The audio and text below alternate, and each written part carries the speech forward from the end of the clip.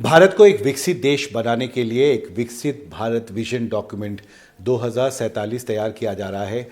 विकसित भारत की सोच पर बात करने के लिए मेरे साथ हैं नीति आयोग के सदस्य और अर्थशास्त्री डॉक्टर अरविंद विरबानी। एनडीटीवी में आपका स्वागत है। सबसे ज़्यादा चर्चा हो रही है कि आर्थिक तौर पर अगर भारत को समृद्ध बनना है, दुनिया में विकसित देश की सूची में शामिल होना है, तो अर्थव्यवस्था एक महत्वपूर्ण उसका एक क्राइटेरिया होगा। आपका क्या प्रोजेक्शन है 2047 तक भारत की जो अर्थव्यवस्था है उसकी साइज कितनी होगी? तो देखिए, जब हम प्रोजेक्शन करते हैं तो दो चीज़ें होती हैं। एक तो होती है जिसको हम कहते हैं एवरेज इनकम या पर कैपिटा इनकम, उसका एक मेजर होता है या इंडिकेटर होता है, और दूसरा होता है साइज ऑफ द इकोनॉमी। तो जो पहला है वो बेसिकली डिटरमिन करता है कि लोगों का वेलफेयर कितना बढ़ रहा है। तो जितनी ज़्यादा आपकी पर कैपिटा इनकम होगी उतना बेटर जो एवरेज वेलफेयर जिसको कहते हैं अपने देश के लोगों का वो होगा। और दूसरा होता है साइज ऑफ द इकोनॉमी, जिससे हमारा इन्फ्लुएंस, ग्लोबल इन्फ्लुएंस, अट्रैक्शन, ये वो उसके साथ आधारित होता है। तो कमिंग टू जो आपका दूसरा क्वेश्चन है, साइज ऑफ द इकोनॉमी। रोले भैया बैठ जाइए आप। भारत को एक विकसित देश बनाने के लिए एक विकसित भारत विजन डॉक्यूमेंट 2047 तैयार किया जा रहा है। विकसित भारत की सोच पर बात करने के लिए मेरे साथ हैं नीति आयोग के सदस्य और अर्थशास्त्री डॉक्टर अरविंद विरबानी। एनडीटीवी में आपका स्वागत है।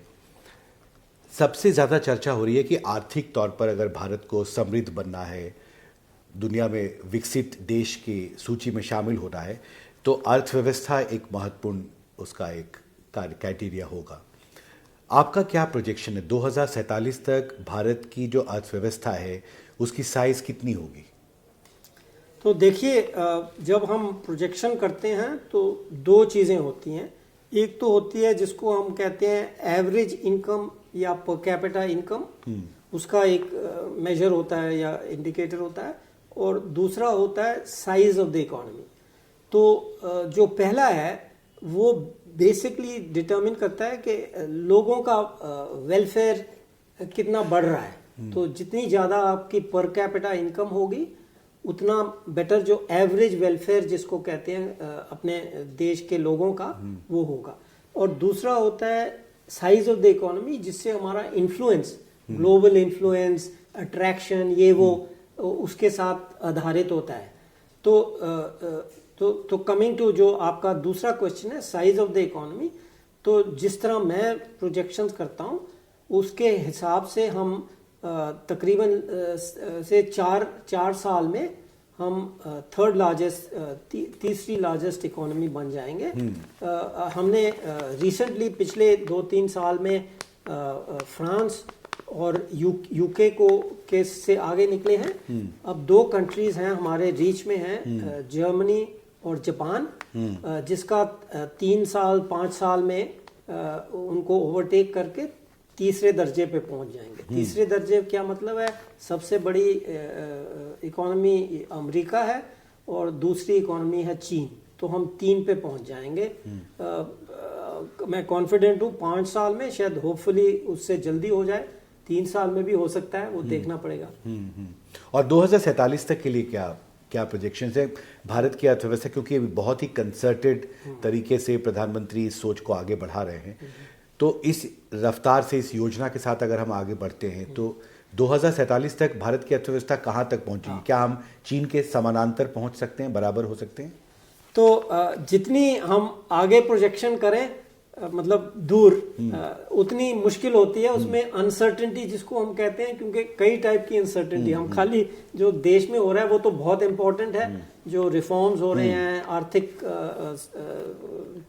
फर्क हो रहे हैं, चेंजेस हो रहे हैं, पर दुनिया में जो हो रहा है उस पर भी डिपेंड करता है। तो अनसर्टेनिटी बढ़ जाती है, तो हम डिफरेंट सिनारियो बनाते हैं। तो मैं एक सिनारियो जो मैंने बनाया है, और लोगों के डिफरेंट अलग अलग सिनारियोज होते हैं। मेरा जो सिनारियो है उसमें हम तकरीबन आफ्टर मतलब जब हम जापान और जर्मनी को ओवरटेक करके आगे बढ़ते जाएंगे तो तकरीबन 200 टू 2047 2050 तक तकरीबन आपसे ये चाहिए 3/4 उनके चीन के तकरीबन 75-80% तक पहुंचेंगे। तो ये मीन सिनारियो है। अगर हम और भी अच्छा करें, हमारे रिफॉर्म्स अच्छे हों, वर्ल्ड सिचुएशन अच्छी रहे, तो हो सकता है उनके पास भी पहुंच जाए ऑलमोस्ट 100% तक। पर वो थोड़ा ऑप्टिमिस्टिक जिसको हम कहते हैं सिनारो होगा। मतलब सब कुछ ठीक रहा और अगर और बहुत अच्छा किया हमने भी, बहुत अच्छा किया। और दुनिया में, पर आजकल वो मुश्किल है कहने, हर रोज कुछ हो रहा है। पहले पेंडेमिक हुआ था, फिर यूरोप में वॉर हो गई, अब ये हमास इजराइल की प्रॉब्लम हो गई।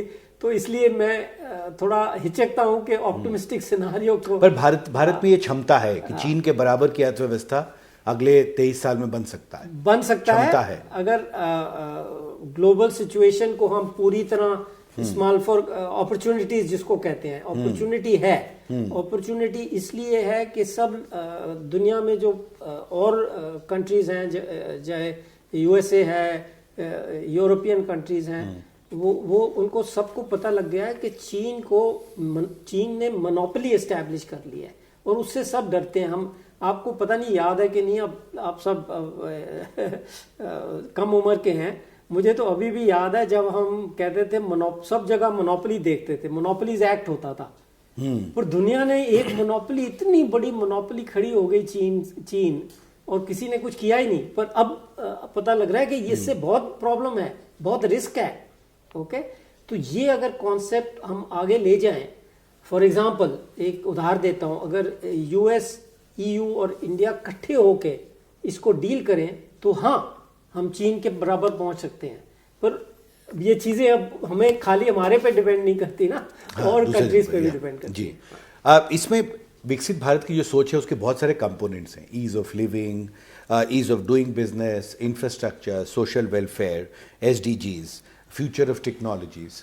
आपको लगता है ये सभी वो सेक्टर्स हैं जिस पर भारत को विशेष फोकस करना होगा अगर हम 2047 तक विकसित देश बनना चाहते हैं? हाँ, देखिए, हम दो तीन लेवल पे देख सकते हैं। एक तो जिसको हम कहते हैं बर्ड्स आई व्यू या मैक्रो पर्सपेक्टिव या पर्सपेक्टिव। एक होता है ग्राउंड लेवल पे कि क्या एग्जैक्टली करना है। ओके, मेरे थिंकिंग में, मेरे हिसाब से हमें दोनों को देख के बीच का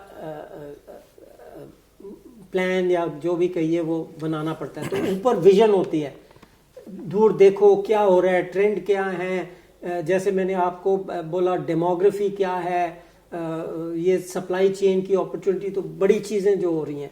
और नीचे हम डिटेल में जाते हैं कि एग्जैक्टली हमारा मोर्टेलिटी रेट क्या है, कितने बच्चों को पढ़ाना है, तो हमें बीच में मिलना होता है। तो बहुत सारी चीजें होती हैं।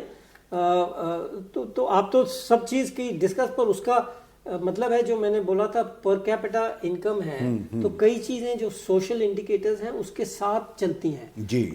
जो मैंने रिसर्च की है, उसमें क्लियरली नजर आता है कि चीजें जैसे फीमेल मोर्टेलिटी या लाइफ एक्सपेक्टेंसी वगैरह, वो जैसे कंट्री की पर कैपिटा इनकम बढ़ती है तो ये इंडिकेटर्स भी बढ़ते हैं। ओके, इसका मतलब ये नहीं है कि गवर्नमेंट को कुछ नहीं करना, गवर्नमेंट को डेफिनेटली करना है। कई चीजें होती हैं जिसको हम कहते हैं public goods infrastructure. I think आपने मेंशन किया इंफ्रास्ट्रक्चर। हाँ, इंफ्रास्ट्रक्चर कई चीजों की बहुत बेहतरी हो गया है। हाईवेज बन गए हैं, ये वो पोर्ट्स का टर्न अराउंड टाइम जिसको हम कहते थे, मुझे अभी भी याद है कि हम डिस्कस करते थे 1 महीना 2 महीना, अब हम कहते हैं 1-2 दिन। इतनी इम्प्रूवमेंट कई जगह पे आ गया, मैं ये नहीं कहता सब जगह में। तो और जो इंफ्रास्ट्रक्चर के और गैप हैं उस पे भी ध्यान देना पड़ेगा। जैसे मैंने इंडिकेट किया कि सुएज सिस्टम्स या वो, क्योंकि अगर हम अपर मिडिल या पब्लिक गुड्स इंफ्रास्ट्रक्चर, हाँ, पब्लिक गुड इंफ्रास्ट्रक्चर 3 वर्ड्स में पर विशेष। या और एक आखिरी सवाल था कि जो नई टेक्नोलॉजीज हैं, आप बार बार ये कहते रहे कि अडेप्टेशन जो है, एडवांसमेंट ऑफ टेक्नोलॉजी को लेकर वो लगातार भारत को अडेप्ट करती रहनी होगी उनको पब्लिक गुड के लिए। आर्टिफिशियल इंटेलिजेंस जो दूसरी नई टेक्नोलॉजीज का एडवेंट हुआ है, आपको लगता है कि टेक्नोलॉजी सेक्टर में जो फ्यूचर टेक्नोलॉजीज इमर्ज कर रही हैं उसमें भी भारत को ज़्यादा निवेश करना होगा, उसका ज़्यादा इस्तेमाल करना होगा अपने ग्रोथ प्रोस्पेक्ट को बेहतर करने के लिए, ये ज़रूरी होगा? तो इसमें 2 पॉइंट जनरल पब्लिक के लिए मैं बोलूँगा। एक तो है कि काफ़ी R&D ये लोग समझते नहीं है। पहले R&D ज़्यादा होती थी फिजिकल के ये पुर्जे बना दिए या किस तरह नई चीज़ मशीन बना दी।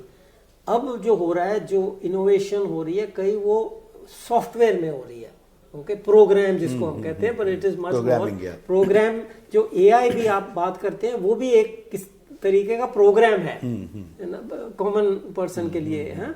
तो जैसे हमारे जो टॉप 500 कंपनीज हैं दुनिया की, उनके सबके R&D सेंटर्स हैं इंडिया में।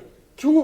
क्योंकि उसमें काफी ये सॉफ्टवेयर प्रोग्राम IT टाइप की रिसर्च होती है। ओके, तो एक तो ये चीज है। अब रिसर्च खाली पुर्जों में नहीं है, सॉफ्टवेयर में है। क्योंकि जो बेसिक चीज होती है उसको और अच्छा सॉफ्टवेयर बनाओ तो वो काम अच्छा कर सकती है। Okay, that is one thing. दूसरा, आप जो स्पेसिफिकली कह रहे हैं AI, राइट? तो AI में मेरा सोचना यही है कि हमें मोर इक्लेक्टिक होना चाहिए। होलिस्टिक, इक्लेक्टिक, मुझे हिंदी का वर्ड नहीं, ट्रांसलेशन नहीं पता, पर हमें खाली उनके पीछे नहीं दौड़ना चाहिए, क्योंकि उनकी जो डेमोग्राफी है वो हमारे से बिल्कुल अलग है। वो उनके पास लोग नहीं है, वो इमिग्रेशन को एंटी इमिग्रेशन हो गई है। यूरोप में भी, अमेरिका में वो लोगों को नहीं आना चाहते जो कोई काम करे। तो इसलिए जो उनको कमी है लोगों की। हमारे पास जो है वो लोग बढ़ेंगे, हमें उनको स्किल करना है, उनको पढ़ाना है। तो इन सब चीज़ों में अब AI का इस्तेमाल हो सकता है। एक्सपर्ट सिस्टम मैं कहता हूँ, और कई एक्सपर्ट सिस्टम डेवलप हो भी गए हैं। तो हमें एप्लीकेशन करनी है अब उसकी, ये चैलेंज है। तो हमें मैं यही कह रहा हूँ कि ये नहीं है कि हम AI रिसर्च, हमारे रिसर्चर्स AI में बेंगलोर में जो मैं GVC वगैरह है वो कर रहे हैं फ्रंटियर्स पे, वो भी होगा। पर हमें जो गवर्नमेंट है, मैं हर बारी गवर्नमेंट की तरफ से बात करता हूँ। गवर्नमेंट मतलब पब्लिक जो है, मैं I have been in government for 30 years. तो हमें सोचना होगा कैसे AI को हम सोशल सेक्टर्स में अप्लाई कर सके। हेल्थ ज़्यादा बढ़े, एजुकेशन बढ़े, गवर्नमेंट सर्विसेज बढ़े, तो ध्यान हमारा उन तरफ ज़्यादा होना ज़रूरी है। और एक आखिरी सवाल जाते जाते, कि नए जनरेशन ऑफ रिफॉर्म्स की भी ज़रूरत होगी। आप बार बार ये कहते रहे हैं कि बहुत सारे ऐसे इश्यूज हैं जिनको अभी भी एड्रेस करना ज़रूरी है। तो जब आप तेज़ी से दुनिया की अर्थव्यवस्था में अपनी जगह बनाने की कोशिश करेंगे तो आपको अभी तक जो आपने किया उससे आगे बढ़कर काफ़ी कुछ करना होगा। जैसे FTAs की बात हो रही है बड़े बड़े अर्थव्यवस्थाओं के साथ, और आपने ये भी कहा है कि और भी लेवल पे रिफॉर्म्स की ज़रूरत है जहाँ तक ट्रेड का सवाल है। Next generation of economic reform का फोकस क्या होना चाहिए आपको लगता है, अगर विकसित भारत बनना है भारत को? तो देखो, बहुत चीज़ें हैं। कई तो जो कोशिश की गई थी पिछले 5-10 साल में, और वो रह गए इन अ सेंस। एक तो सबको पता ही है, लेबर कोड, 4 लेबर कोड्स पास हो गई हैं। तो ऐसे कई चीज़ें प्रपोज की गई पर मेजॉरिटी नहीं मिली, या जो भी इम्प्लीमेंट नहीं हुआ है। हाँ, सो ऑल वो सब चीज़ें तो करनी पड़ेंगी आगे, क्योंकि उसके पीछे सोच थी। वो ये नहीं है कि हम एक दिन कोई उठा और उसने कहा ये करो। नो, हम 20 साल से सोच रहे हैं। कई चीज़ें जो वो हैं, वो मैंने 1999 में एक इतनी बड़ी मोनोग्राफ लिखी थी, वो सब चीज़ें वहाँ हैं। ये नहीं है कि हम बस एक दिन उठे हैं और कुछ सोच लिया है। सो लॉट ऑफ सोच उसके पीछे है, तो वो करना पड़ेगा। क्वेश्चन इज ओनली कब होगा, राइट? और दूसरा है जो चीज़ें हमने पार्शली करी हैं, जैसे टैक्स रिफॉर्म काफ़ी हुआ है, पर टैक्स का बड़ा कॉम्प्लिकेटेड इशू है। ओके, तो एडवांस हुआ है, उसको कंप्लीट या पूरा करना होगा। मतलब हम समझ लो कई चीज़ों में आधे रास्ते तक पहुंचे हैं, कई चीज़ में 2/3, वो सारा कंप्लीट करना पड़ेगा। क्यों? क्योंकि जो फुल बेनिफिट उसका होता है ना, वो अल्टीमेट सिंप्लीफिकेशन में होता है। तो अगर अच्छा सिस्टम होगा तो सारा कुछ उसके साथ स्मूथली चलेगा। मैं उदाहरण की तरह दे रहा हूँ, ऐसे कई चीजें हैं। इंफ्रास्ट्रक्चर हमने बात होती है, काफी इंफ्रास्ट्रक्चर हुआ है, पर अब देखना पड़ेगा कहाँ बॉटलनेक्स हैं, क्या नई चीजें करनी है। तो एक अगेन उदाहरण दूं, ये ऑब्जेक्टिव था कि इंटरनेट या ऑप्टिकल फाइबर से सारी कंट्री को कनेक्ट करो, उसमें थोड़ा ये अभी रह गई है जगह काफ़ी। तो ऐसी चीज़ें जहाँ पे गैप्स हैं और हम आगे देखें डेवलप कंट्रीज में उनका इंफ्रास्ट्रक्चर क्वालिटी, ओके, तो वो सब चीज़ें हमें करनी पड़ेंगी। जी, हमसे बात करने के लिए आपका बहुत बहुत शुक्रिया डॉक्टर अरविंद विरमानी। दिल्ली से शेख मोमिन के साथ हिमांशु शेखर, एनडीटीवी इंडिया।